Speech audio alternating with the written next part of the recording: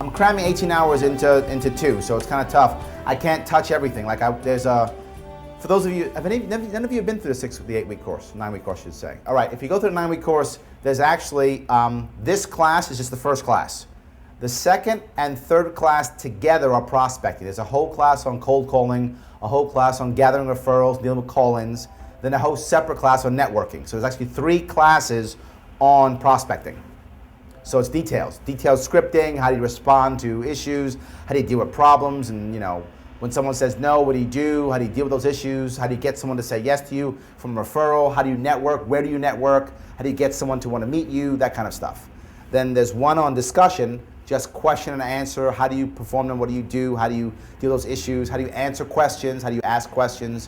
One on proposal writing, whether you have 1 option or 3. How do you put your facts and benefits together? That kind of stuff. Then there's 2 on closing. So 2 of them on closing on, setting up the close, actually asking for the business, dealing with resistance, follow up with the issues. How do you deal with your, you guys in your 30 days when they can say no to you, right? That thing, how do you deal with those things, right? And then as the last is the workshop where it wraps it all together. So it's all mixed. So I can't give you everything. I wish I could. It's only 2 hours. A, B, C, always be closing, right? Completely false. You do not want to always be closing. You want to be going through the process.